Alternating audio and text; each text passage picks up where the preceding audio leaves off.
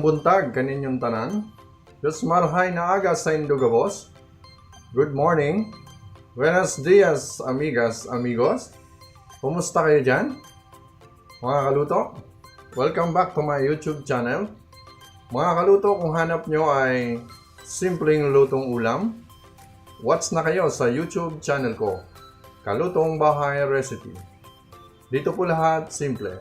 Simple ang sahog, simple ang luto, pero masarap. Abot kaya pa ng bulsa. Ready na ba kayo mga kaluto? Ang lulutuin po natin ngayon ay Bistek Tagalog. Start na po tayo magluto. Una, ipapakilala ko muna sa inyo ang mga ingredients ng Bistek Tagalog. Una, meron po tayong beef, lemon or calamansi, 1 spoon sugar, 2 onion or sibuyas, and bawang or garlic. Gagamit din po tayo ng black pepper, cooking oil, or garlic powder. Kaya mga kaluto, i-marinate muna natin ang beef. Mamarinate po natin sa lemon or calamansi. Then black pepper,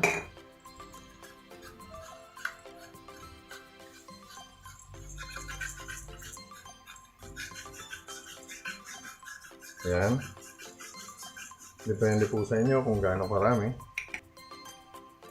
Lagyan po natin ng garlic powder. Kaya nga pala, gagamit din po tayo ng dark soy sauce. Ganyan po. Mamarinate po natin siya ng mahigit 30 minutes. Ayan po. Mamarinate po natin siya. So after 30 minutes or mahigit pa, mas maganda, mas matagal ang marination, mas masarap, mas malasa. Okay po. Ipa-fry muna natin siya ng half cook. Okay. Unahin natin yung onion. So maglalagay na tayo ng mantika, cooking oil. Gumamit po tayo ng olive oil.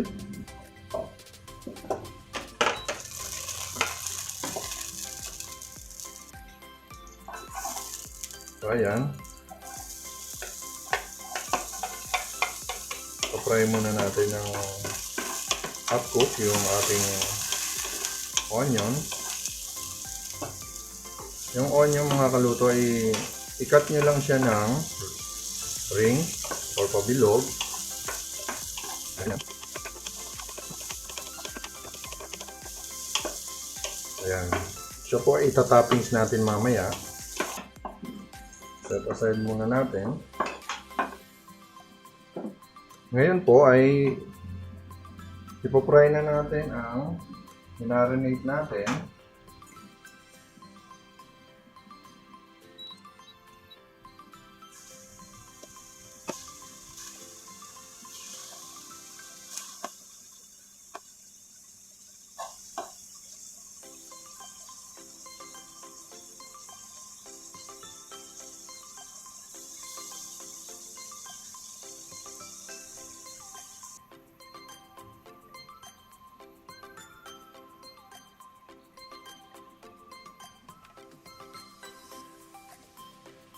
Okay, ayun po, babalikan natin siya mamaya.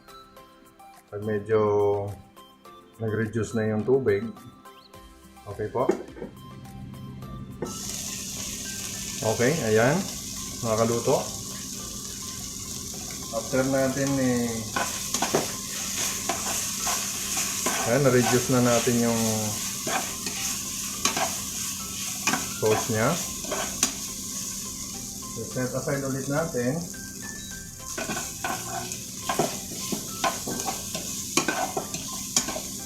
Ayan, na-fry na natin. yung beef.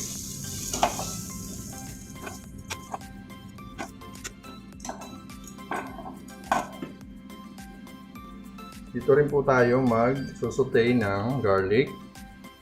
Saute na natin ang garlic. Okay. Saka onion.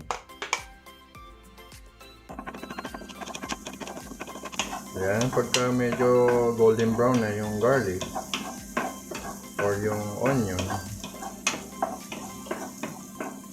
ilalagay na po natin ang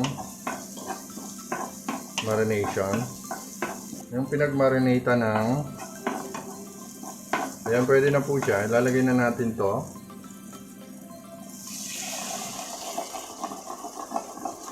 Okay. So ilalagay na rin po natin ang beef. Okay. Ayan po ay pwede na po kayong maglagay ng, para medyo lumambot pa siya ng konti, pwede kayong maglagay ng beef stocks or yung broths. Ito na po yon. Ayan, additional para medyo may konting sauce. So hayaan po natin mag-simmer ng another 15 minutes. Tatakpan muna natin. At by the way mga kaluto, don't forget to subscribe, like and share, at paki-hit na rin ang notification bell para updated kayo sa mga susunod natin videos. Okay? Ayan po, pindutin nyo na. Okay, thank you. Okay, shoutout muna po tayo mga kaluto.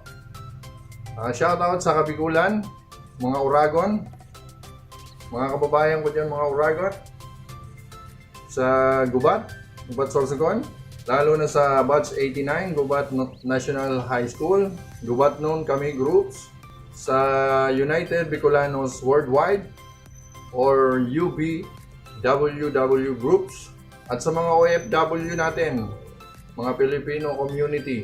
Thank you for watching. Ingat kayo dyan lagi.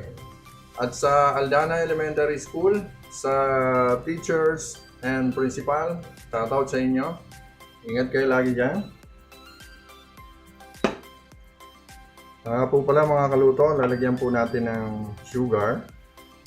Yan, mga half teaspoon lang.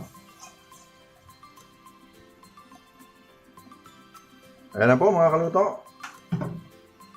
Luto na po siya. Magpi-plating na po tayo. Ayan.